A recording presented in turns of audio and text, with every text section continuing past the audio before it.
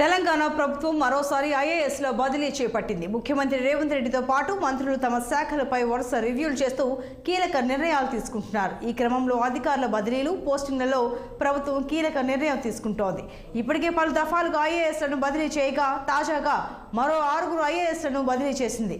Scheduled cost development principal సెక్రటరీగా ఎం శ్రీధర్, వైద్య శాఖ జాయింట్ సెక్రటరీగా వినయ్ కృష్ణారెడ్డి, పశుసంవర్ధక శాఖ జాయింట్ సెక్రటరీగా అమోయ్ కుమార్, గనుల శాఖ డైరెక్టర్గా సుశీల్ కుమార్, రోడ్డు భవనాల శాఖ జాయింట్ సెక్రటరీగా హరీష్, టీఎస్ ఐఆర్డీ సీఈఓగా కాత్యాయని దేవిని బదిలీ చేశారు. షెడ్యూల్డ్ కాస్ట్ డెవలప్మెంట్ ప్రిన్సిపల్ సెక్రటరీగా ఎం శ్రీధర్ను నియమించారు.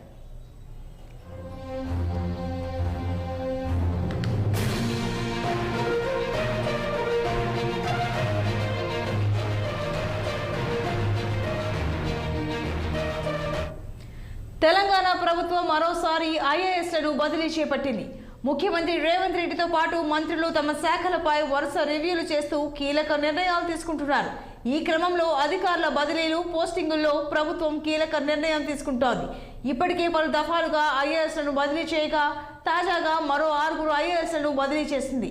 షెడ్యూల్డ్ కాస్ట్ డెవలప్మెంట్ ప్రిన్సిపల్ సెక్రటరీగా ఎం శ్రీధర్, వైద్య శాఖ జాయింట్ సెక్రటరీగా వినయ్ కృష్ణారెడ్డి, పశుసంవర్ధక శాఖ జాయింట్ సెక్రటరీగా అమోయ్ కుమార్, గనుల శాఖ డైరెక్టర్గా సుశీల్ కుమార్, రోడ్డు భవనాల శాఖ జాయింట్ సెక్రటరీగా హరీష్, టీఎస్ ఐఆర్డీ సీఈఓగా కాత్యాయని దేవిని బదిలీ చేశారు.